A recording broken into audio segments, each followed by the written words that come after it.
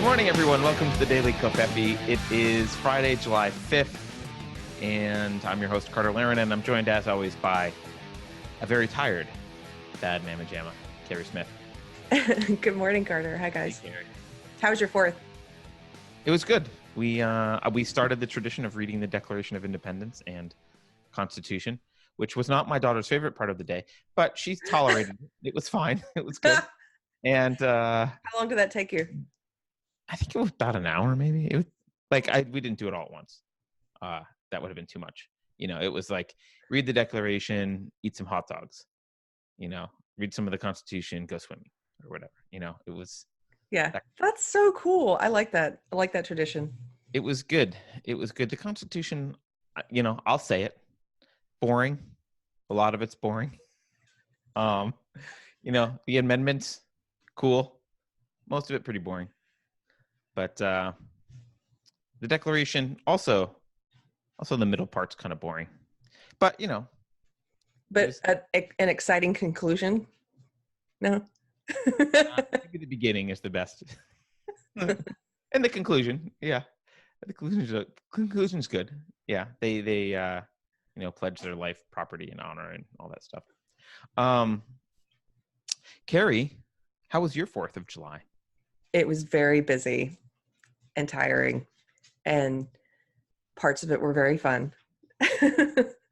So, yeah. By the way, this is a message to other, I'm not a libertarian, but libertarian types. I get the I get the not liking the kind of conservative, warmonger, flag worshiping, don't burn the flag stuff. Like, I get your opposition to that. I agree with you. You're not going to win. You're not going to win people over by tweeting "fuck your flag" on Independence Day. I get there's a lot wrong with this country. I'm a small government / no government person. This is still the best freaking nation on the planet. It's still founded on better principles than any other nation in history. So there's still something to honor about this, the principles behind this nation being superior. Now, I get that we don't follow those principles, but were there some libertarians tweeting that? Yeah. And I get it. I get that eventually, eventually I would like to live in a society where the culture supports minimal or no government, right? But that requires a culture of people that are rugged individualists who will and are honorable and who will treat each other well. And that's a long way off. But so I get that eventually I don't want cops either, eventually. But when you say fuck your flag on Independence Day, you don't differentiate yourself from Antifa in any way. You're basically the same as Marxists who are like, fuck America. I think maybe a better argument would be, hey, let's get back to the roots of what America stands for and what it was intended to be, not fuck America. But, that's just my opinion. Some advice, not that libertarians ever want to do anything to make them, to endear them to the population at large. They're the most inept group of people ever. Anyway. Well, tell me about you. Before we started, you were telling me about Colin Kaepernick's tweet. Oh, you know what? Yeah, I don't want to dwell on Independence Day stuff too much, but Colin Kaepernick, I'll play his tweet for you because you can play it. Well, let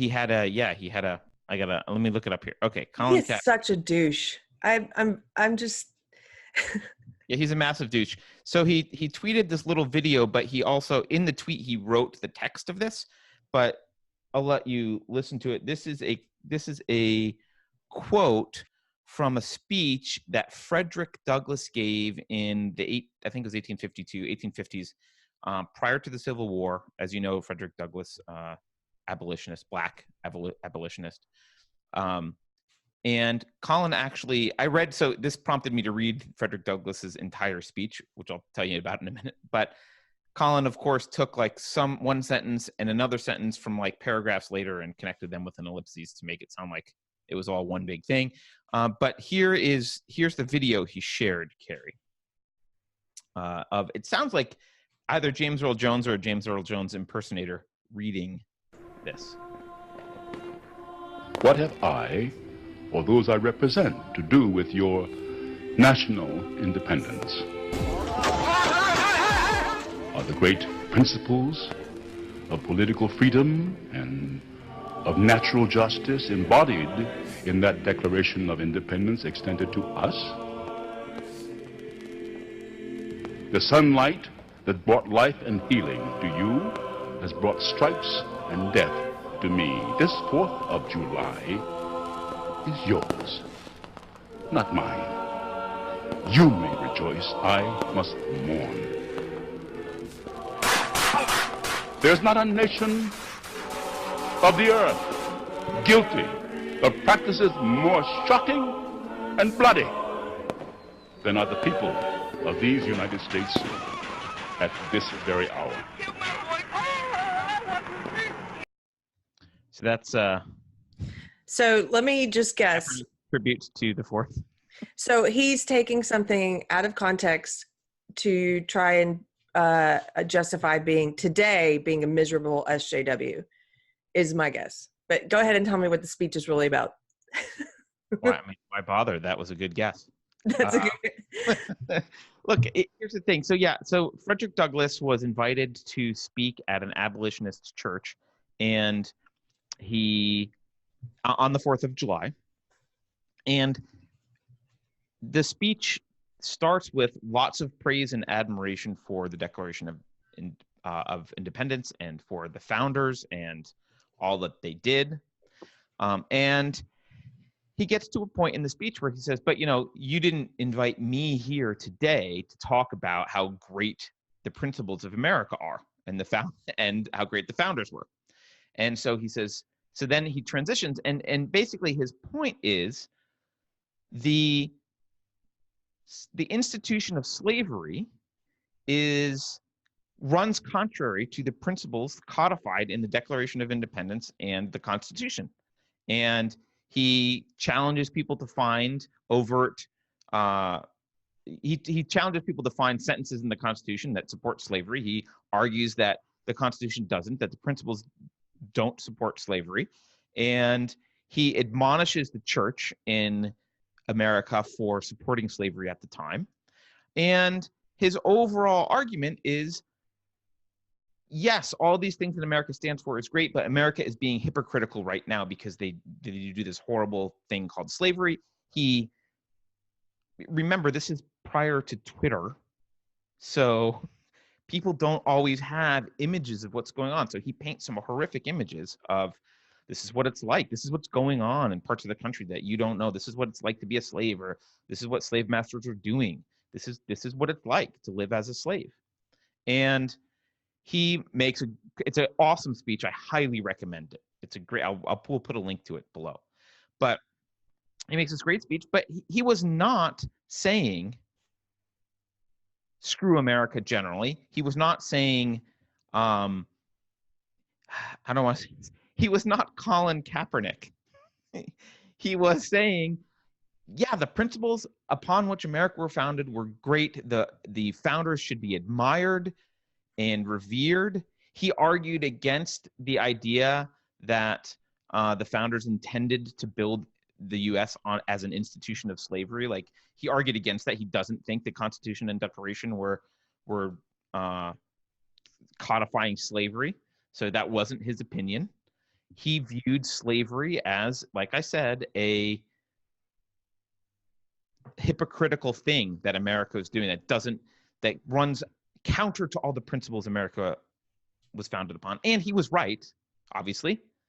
And obviously then he helped to abolish slavery. So the idea that, I mean, Colin quoting Frederick Douglass is pretty rich, because Frederick Douglass, I'm pretty sure, would spit on Colin Kaepernick.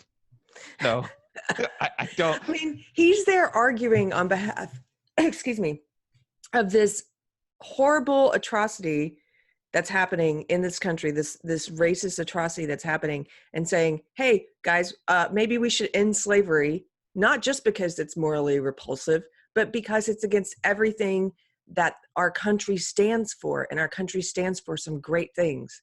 Yeah, yeah. And then Colin Kaepernick today is saying, hey guys, I know there's no slavery or anything that I can point to that I want to change in the law or anything policy-wise that I have a problem with, but America sucks and everything we stand for sucks. And I'm going to use this speech from someone who was actually arguing against something horrible and helped to end that thing. I'm going to use that to try and justify being a really extremely privileged person in the most wonderful place that you could possibly live today. One of the most wonderful places. Like, I'm this guy, the gall to do that. and Frederick Douglass was a supporter like of America. Like, he starts his speech with all, this is why I get why everyone's celebrating the 4th of July. It makes sense. Yeah. Great things about it. Like, he gets it. And look, if Colin Kaepernick wants to be the modern day Frederick Douglass, which is a tall order, the guy was brilliant. And I mean, you read his speech and it's like, he's brilliant. So I don't think you can do it, Colin. But if you want to try, the way to do it is give a speech like his. Make a case for, hey, these are the principles that America stands for. They're honorable principles. Here's how America is being hypocritical in these ways, and this is how we should change. He's not going to put that much thought into it. Carter, I guarantee him quoting that out of context inspired you to go and read the whole speech. I guarantee you, I am not a betting person, but I would bet money, some amount of money, that he didn't read that speech at all. He has no, I guarantee you he's never sat down and been like, hey, let me read some Frederick Douglass speeches. No, he saw that video somewhere. He saw some quote somewhere and was like, let me retweet that. Yeah, probably. I don't know. But look, dude, you're like, he is elite. Like, I don't say leader, but he's an icon. Like, people pay attention to him. If he wants to make a real case on the 4th of July and honor Frederick Douglass, try and make a real case. Go ahead. One of the things I also liked about Frederick Douglass in his speech was he was like, I'm not going to argue that slavery is wrong. It's not worth arguing. No reasonable person thinks that Africans aren't people, and no reasonable person thinks that people should be enslaved. So I'm not even going to debate that. I'm just going to admonish you for having slaves and for being too cowardly to speak out against it, which is, like, I think a great, strong position. It's the right position to have. And he, basically calls. And he was doing it at a church, right? Yeah, and he was obviously, he said, look, the church generally, he really didn't like the church. He was not the church he was in, but the church in America at the time generally. And he made a strong case for the continuation of slavery being the church's fault. And he pointed out that, for example, the church in England, when there was abolitionist movement in England, the church embraced it and recognized that it was contrary to biblical teachings, and the abolitionist movement it helped, right? And he said in the U.S., what was happening is, with the exception of a few churches, but generally the church in the U.S., he admonished them because he said not only are they kind of on the side, they're not just on the sidelines, not taking a stance, but they're actively supporting slavery, going out and telling people, God wants you to return slaves to their masters when they've escaped. And he says that crime is made even more egregious by the fact that in the U.S., if the church turned against slavery, slavery wouldn't last for an hour. Right? He was like, the church had so much power in the U.S. that all they had to do was turn against slavery, and it would be over. But they did. Sounds like there's some modern takeaway points there too about. It does remind me of the social justice takeover of churches. Yes. Hey, guess what? The church, dear the church, you stand up for what you believe in. Don't be such cowards. And actually, Keri, he said something that that you've mentioned, he also admonished the church for putting man's law above God's law. Exactly. And said, look, and he was specifically railing against the fugitive slave law. I don't know if you remember at the time, but I think it was the early 1850s or late 1840s, the fugitive slave law was passed, which basically meant you had to, if a slave escaped, you had to turn them back. You couldn't harbor an escaped slave. So it's a horrible law. And he was railing against that, but the church had been saying, no, you have to obey the law, be a good Christian and obey the law. And his point was, no, God's law is above man's law. You shouldn't obey that law. It's a horrible law. And, and he went so far as to say, bring on atheism, bring on anything that doesn't support slavery is better than this, church. Anything that has moral conviction and stands by what they claim to believe. That's almost like Cernovich, when Cernovich was talking about how, hey, bring on Islam because at least they stand by their conviction. If we're going to have, he was trying to make a point of like, what are the Christians in the U.S. standing for right now? Right. And that's very interesting to me. I want to go read that speech now. You should. It really reminds me of the social justice takeover of the church in the U.S. And social justice is basically the same as slavery ideology. So I believe that. So I have something I want to say about Colin Kaepernick before we move on to anything else. Sure. You were just making me think about this. You said if he wanted to make some type of point or make an argument and relate it back to the fourth, take the time, make the speech, talk about how it relates to the founding principles. He doesn't want to make a point. That's the thing. This is my belief. They don't want to make a point. I look at what he does in the world and I see a net negative. And he is not helping. And this may be hard for leftists to hear because they think, oh, this is what he's doing is good. And this is all. No, he is pushing us further apart. Not just him, but people who push this whole racial division thing that he's doing. There's no end goal there. What is his end goal by posting something saying that whole little video out of context quotes? His whole point there was to say, I'm going to shit on the 4th of July and the country that I live in, and I feel justified doing so with these out of context quotes. And there's nothing, he's not putting any plan of action forward. He's not saying, let's work towards XYZ. He's just taking a crap on the country. And he's also putting a foot in the sand and saying, like, I'm going to be on this side, and I'm going to push these racial divisions. So this is why one of the first things I started to change my mind on, I know this is a bit of a rant, but I didn't understand the taking the knee thing at first, or I did. I felt like, oh, that's a good thing. And then I didn't understand why people on the right were so viscerally opposed to it, but I do now, because there's a couple different reasons. Number one, like the biggest reason is that it's based on false statistics anyway. Like his entire premise is wrong for taking the knee, for not standing, right. Which nobody seems to care about that anymore, that this is all based on a lie. But number two, he never offers any actionable end goal, any measurable end goal. He's not like, hey, I'll stop taking a knee once XYZ happens. Like, what are you working towards, Colin? You've never told us. So this is just a symbolic, showing this is your way to signal how virtuous and moral you are to everyone. There's no end goal there in sight.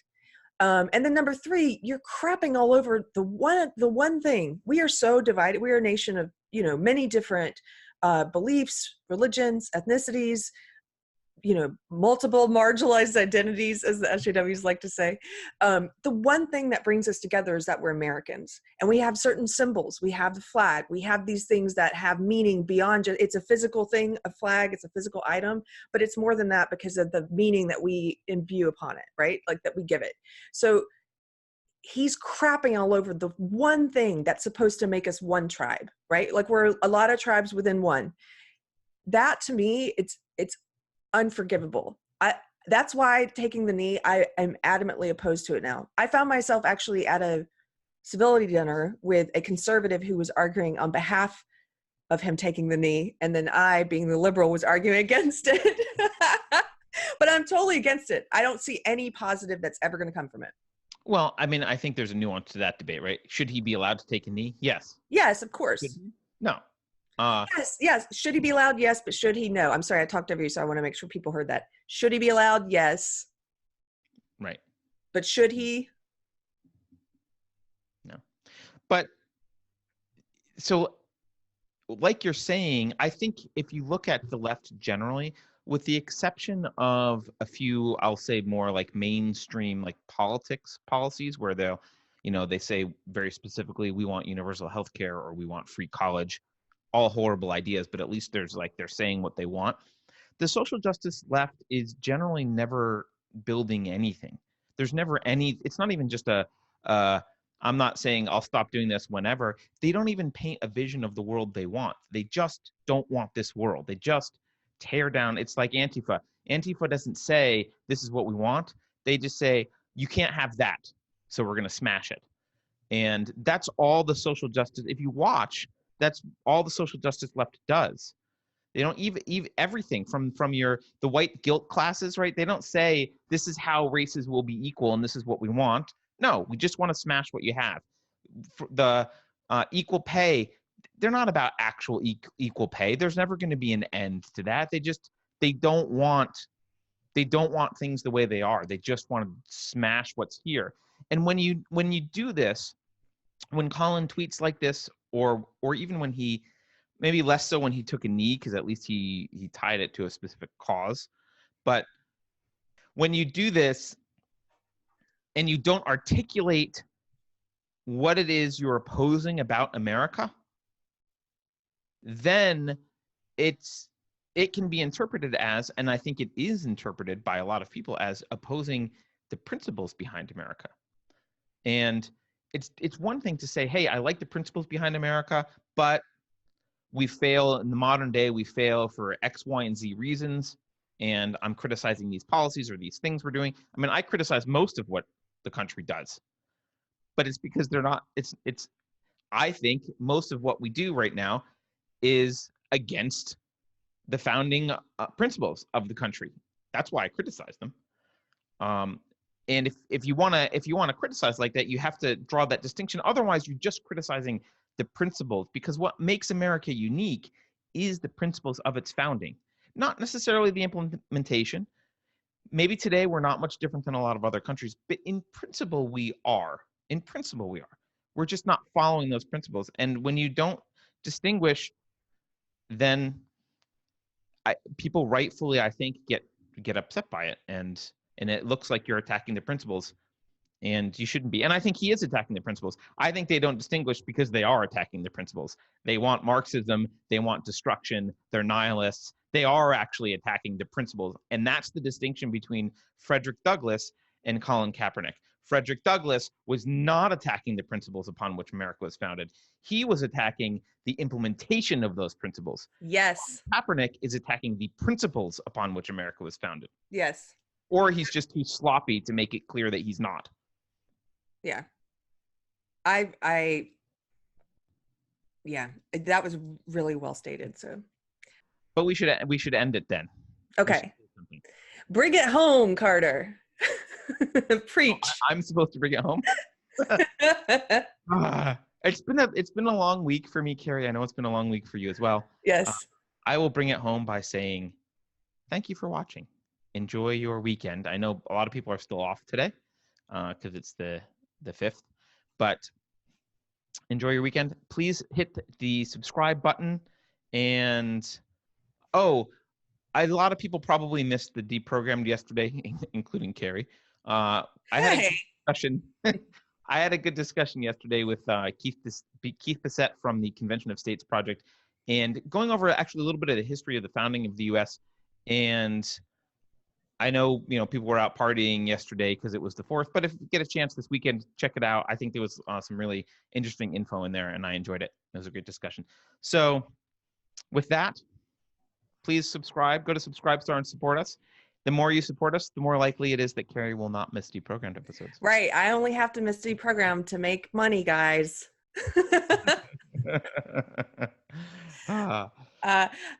Thank you guys very much for tuning in. I hope you have a good weekend, and please share with your friends. And thank you for all the support that yes. So Yes. Bye, Carter.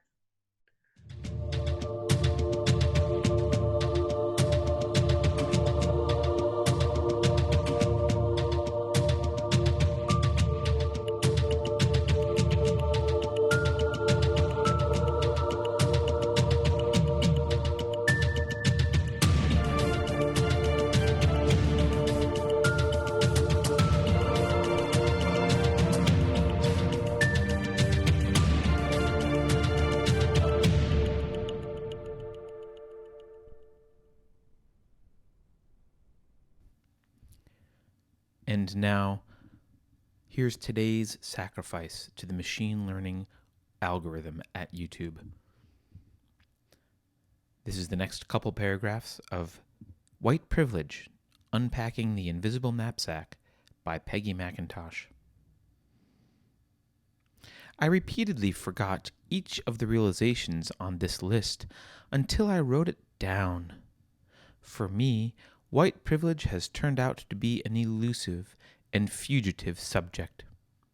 The pressure to avoid it is great, for in facing it I must give up the myth of meritocracy. If these things are true, this is not such a free country. One's life is not what one makes it.